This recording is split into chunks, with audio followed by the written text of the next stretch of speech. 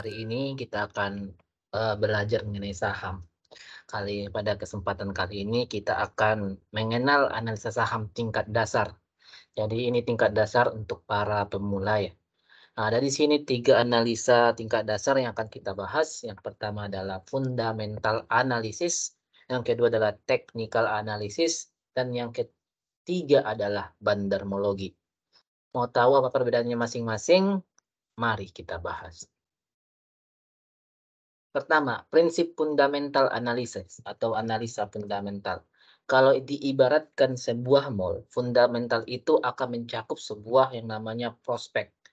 Prospek perusahaan dan sekitar. Maksudnya ini adalah prospek perusahaan ini bagaimana ke depannya, cerah atau tidak, berkembang atau tidak.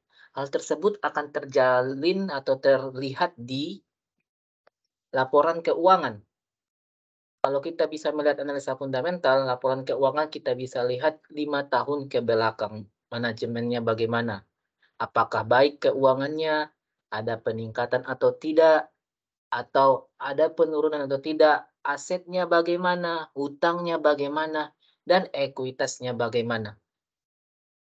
Untuk memperoleh laporan keuangan yang baik atau prospek kerja yang baik, perlu yang ketiga yaitu susunan manajemen yang baik. Manajemen yang bagaimana maksudnya? Pegawainya gimana, top manajemennya bagaimana, sehingga analisa fundamental lebih jauh masuk ke dalam perusahaan.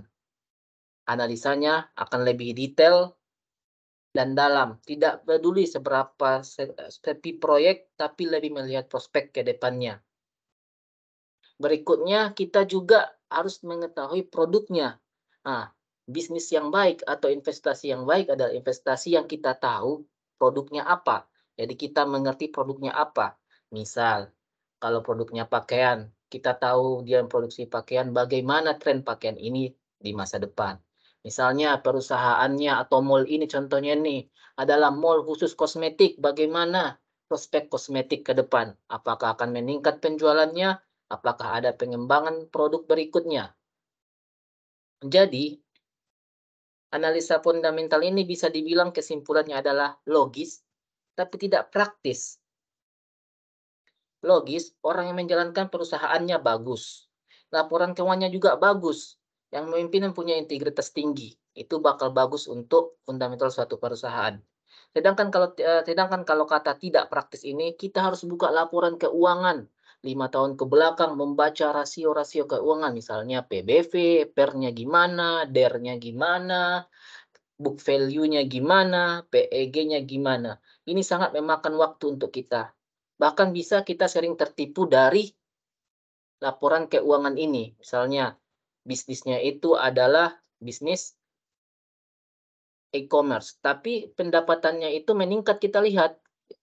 Sedangkan sebenarnya kalau kita baca detail di laporan keuangan, pendapatan yang meningkat ini bukan dari bisnis core-nya, yaitu e-commerce tadi. Bisa dari bisnis lain, misalnya bisnis investasi juga, atau bisnis di perusahaan cangkang lain, dan lain-lain begitu juga. Makanya, kalau orang-orang fundamentalis ini akan berani mendapatkan uang besar ke suatu saham. Karena mereka sudah melihat ke lapangan, sudah membeda laporan keuangannya. Apakah pertumbuhan bisnis ini bagus? Apakah memang penjualan ini berasal dari core bisnisnya? Dan bagaimana prospeknya ke depan? Jadi mereka tidak hanya melihat laporan keuangan, juga mereka pergi ke lapangan melihat aktualisasi dari laporan keuangan tersebut, sehingga tidak tertipu.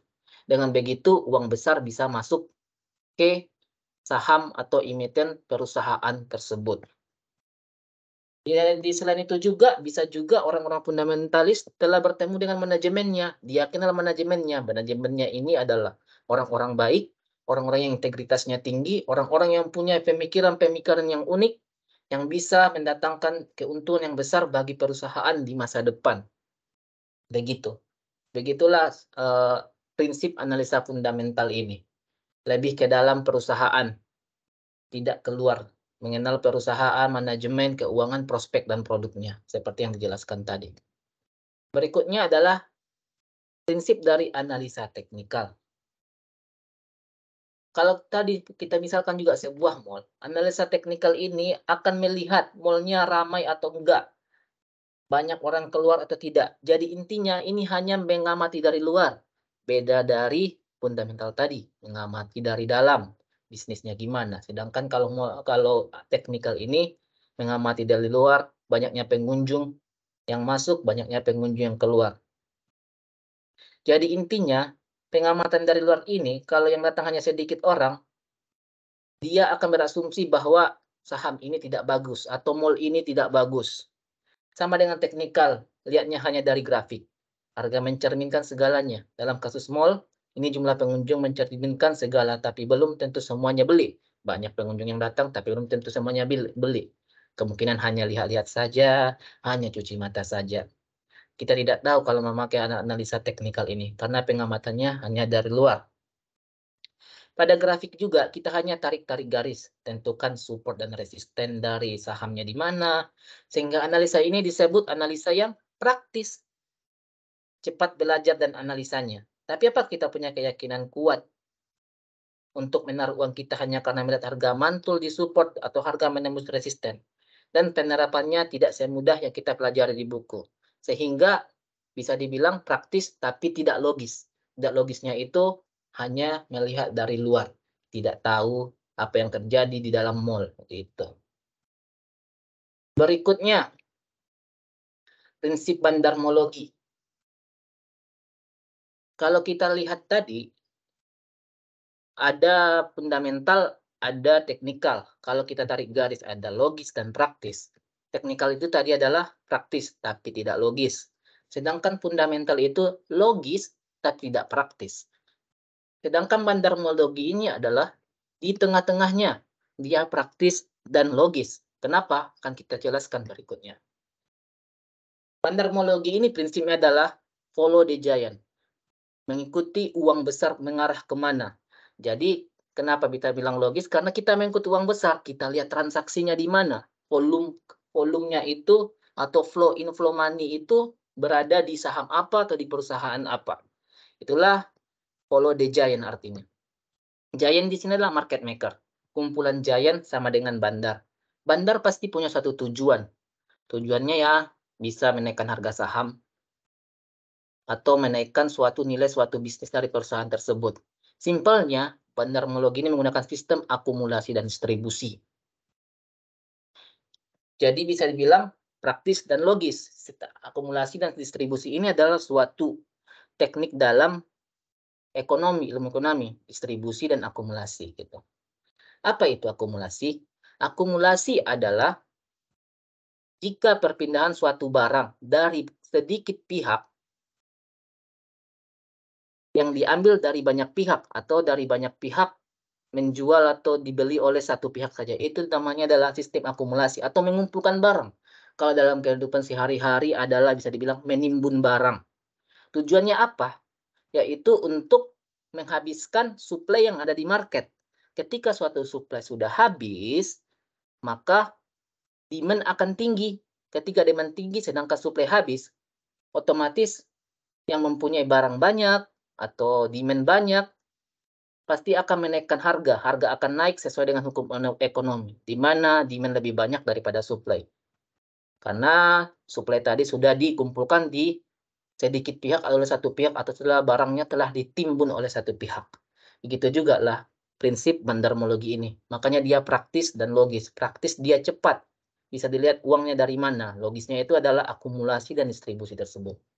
Berikutnya kita masuk ke contoh akumulasi. Seperti kita lihat di broker Sumar yang sebelah kiri. Kita bisa lihat bahwa pembelinya ada 21 orang, 21 broker. Sedangkan penjualnya itu lebih dari 21 broker. Bisa dibilang sedikit pihak membeli dari banyak pihak atau barang berpindah dari banyak pihak ke sedikit pihak. Itu namanya akumulasi. Pembeli lebih sedikit daripada penjual, tapi jumlah barang yang dibeli tentu sama, cuma pembelinya saja yang sedikit. Sedangkan kita lihat sebelah kanan ada distribusi. Distribusinya seperti kita mendistribusikan barang. Distribusikan barang. Jadi barang dari bisa dibilang dari sedikit pihak ke banyak pihak berpindah. Jadi sedikit pihak menjual barangnya itu dipindahkan ke banyak pihak atau bisa dibilang mendistribusikannya barang lah, misalnya satu orang. Kalau kita misalkan itu adalah suatu tokoh politik lah, tokoh politik. Dia mempunyai BLT lah, BLT. Dia dari satu orang, didistribusikannya BLT ke banyak orang. Itulah contoh distribusinya. Dari satu orang ke banyak orang atau dari sedikit pihak ke banyak pihak. Kebanyakan suatu saham dalam bandarmologi ketika barang sudah akumulasi, nanti setelah yang mengakumulasi sudah barangnya berpikir dia sudah cukup, dia akan menaikkan harga. Sedangkan distribusi itu adalah ketika suatu yang sudah dilakukan akumulasi sejak jauh, harga sudah naik, barang siap didistribusikan ke retail-retail seperti kita. Akumulasi harga naik bisa dibilang itu adalah markup, sedangkan akumulasi harga suatu saham turun bisa dibilang markdown. Jadi belum tentu akumulasi itu harga akan naik, bisa juga harga akan turun. Gunanya apa? Itu untuk mengecoh para pembeli seperti kita atau ikan-ikan kecil seperti kita. Itu biasa dilakukan oleh giant tadi atau market maker tadi. Oke, mungkin itu mengenai 3 perbedaan dari analisa tersebut, fundamental, teknikal, dan bandarmologi. Kalau ada pertanyaan silahkan isi di komen. Jangan lupa subscribe, like, dan share juga. Mungkin cukup sekian mengenai analisa saham tingkat dasar ini. Jadi kita sudah menjelaskan perbedaannya tadi, fundamental, teknikal, bandarmologi. Sebenarnya analisa ini fundamental, teknikal, bandarmologi itu tidak penting, bukan tidak penting. Maksudnya tidak ada analisa yang lebih tepat daripada analisa yang lain. Intinya adalah the man behind the gun. Jadi apapun analisanya, jika yang memakainya itu hebat ataupun memakainya itu mengerti, dia akan cuan terus. Jadi apapun analisanya, baik fundamental, teknikal, bandarmologi, asalkan kita cuan, tidak masalah mengenai apa saja. Jadi di sini hanya dijelaskan perbedaan dari fundamental, teknikal, bandarmologi ini. Oke, salam sehat semua, salam cuan.